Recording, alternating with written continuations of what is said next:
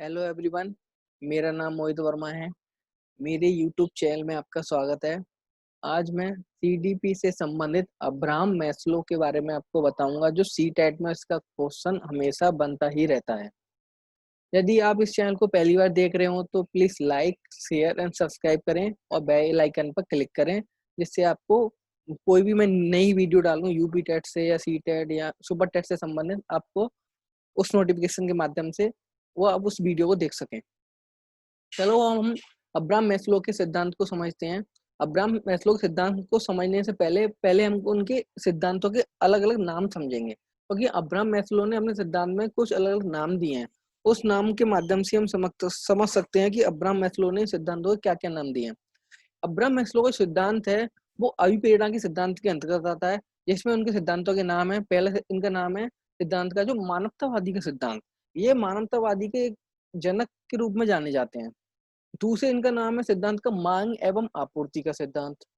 तीसरे जो इनके सिद्धांत का नाम है वो है नाभिकीय मांग का सिद्धांत। और चौथा जो नाम है इनका आत्म सिद्धिकरण का सिद्धांत। और लास्ट जो इनका नाम है वो है पदानुक्रमित मांग का सिद्धांत। अब्राहम मैस्लो ने अपने सिद्धांतों के अलग अलग नाम दिए हैं, और हमें अलग अलग नामों को भी जानना जरूरी है, क्योंकि एग्जाम में यदि क्वेश्चंस आ जाता है अब्राहम मैस्लो से संबंधित, यदि उसने कोई भी उनके सिद्धांतों के दूसरे नाम पूछ लिए, तो हमको पता रहना चाहिए कि उनके सिद्धांतों के नाम से भी जाने जाते हैं, और इस सिद्धांत के आधार पर हम उस क्वेश्चन को सही करके आ सकते हैं एग्जाम में।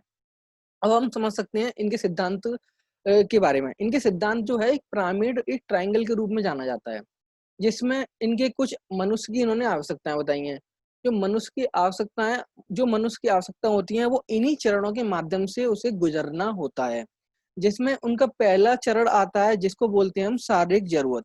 शारीरिक जरूरत का दूसरा नाम है जो बायोलॉजी टर्म है, जिसको हम बोलते हैं जैविकीय मांग। जिसको हम बोलते हैं जैविकीय मांग।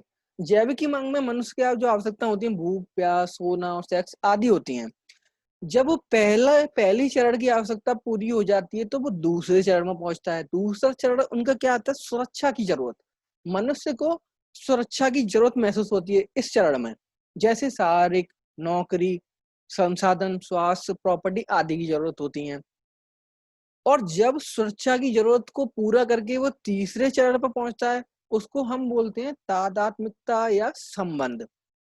तादात्म्यता या संबंध का हम और अन्य नाम से जानते हैं, जिसे हम सिंपल भाषा में समझ सकते हैं प्रेम या लगाव या सामाजिक समझ सकते हैं, सामाजिक टर्म समझ सकते हैं हम इसको। जिसमें उन्होंने बताया कि इस चरण में मनुष्य को दोस्ती, परिवार, जीवन साथी आदि की आवश्यकता होती है। जब वो इस चरण से गुजर लेता है तो वो चौथे चरण में पहुंचता है, जिसको बोलते हैं हम आत्मसम्मान। आत्मसम्मान का मतलब सम्मान की मांग महसूस होती है इसमें। सम्मान की मांग, सम्मान की मांग महसूस होती है इसमें।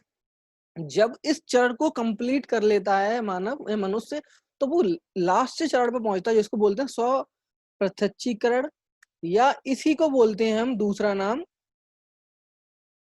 स्व यथार्थीकरण, या बोलते हैं इसका अन्य नाम आत्म, जो मैंने लिखाया था अब्राहम मैस्लो के जो अन्य नाम बताए थे मैंने, आत्म सिद्धिकरण। इन्होंने इसमें ये बताया था, इसमें मनुष्य को सर्वोच्च लक्ष्य की प्राप्ति होती है। सर्वोच्च लक्ष्य की प्राप्ति। तो सर्वोच्च लक्ष्य की प्राप्ति का मतलब क्या है?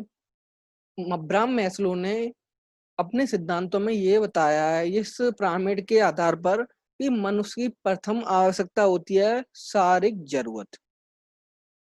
दूसरी आवश्यकता होती है मनुष्य की सुरक्षा की उसे जरूरत।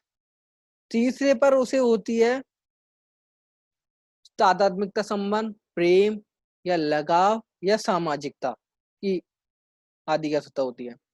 जब इन 3 चरणों के माध्यम से गुजरता है तो चौथा चरण आता है आत्मसम्मान। आत्मसम्मान की प्राप्ति हो जाती है तो लास्ट स्टेज आती है इनकी स्व यथार्थीकरण, आत्मसिद्धीकरण या सर्वोच्च लक्ष्य की प्राप्ति। इन्होंने सर्वोच्च लक्ष्य की प्राप्ति से मतलब ये बताया है कि जब हम किसी लक्ष्य को पाना चाहते हैं, उस उद्देश्य से हम पढ़ रहे हैं, दिन रात मेहनत कर रहे हैं, हम उस तक पहुंच जाते हैं, तो हमारी सर्वोच्च लक्ष्य की प्राप्ति हो जाती है। जैसे हम टीचिंग की पढ़ाई कर रहे हैं, टीचिंग की पढ़ाई का उद्देश्य क्या है? का उद्देश्य क्या है? टीचर बनना। यदि हम टीचिंग की पढ़ाई का हमारा जो उद्देश्य टीचर बनना, हम वहां तक पहुंच जाते हैं तो हमें सर्वोच्च लक्ष्य की प्राप्ति हो जाती है। यही एक सिद्धांत पिरामिड के आधार पर इन्होंने इसका वर्गीकरण किया है कि इस आधार पर मनुष्य की क्या क्या आवश्यकता है। और सीटेट में इसी पिरामिड के आधार पर विभिन्न प्रकार के प्रीवियस पेपर्स में क्वेश्चन पूछे गए हैं। वो अब एग्जाम में कुछ भी इसमें से पुट कर लेता है। जैसे उसने ये पूछ लिया कि जो मनुष्य को स्व विश्वास, दूसरों को सम्मान, दूसरों से सम्मान की इच्छा होती है, वो किस चरण में आती है। तो हम जब हमने इस पिरामिड को पढ़ लिया है तो हम पिरामिड के आधार पर बता सकते हैं कि वह चरण आत्मसम्मान का है। इन्हीं चरणों के माध्यम से हम अब्राहम मैस्लो के सिद्धांत को समझ सकते हैं। आज के वीडियो में मैंने आपको अब्राहम मैस्लो के बारे में बताया, अब्राहम मैस्लो ने के सिद्धांतों के नाम के बारे में बताया, अब्राहम मैस्लो ने एक पिरामिड बताया, उस पिरामिड को मैंने बताया कि इसमें उनके चरण क्या क्या हैं। इन्हीं सिद्धांतों को आप समझ कर एग्जाम में क्वेश्चंस को कर सकते हैं। आपका 1 नंबर जो एग्जाम में आता है इसका क्वेश्चन, वह इस पिरामिड के आधार पर गलत नहीं होगा। आज की वीडियो में इतना ही। नेक्स्ट वीडियो जब मैं लाऊंगा तो आपको नोटिफिकेशन उसका मिल जाएगा। प्लीज आप इस चैनल को पहली बार देख रहे हो तो लाइक, सब्सक्राइब एंड शेयर करें। और थैंक यू।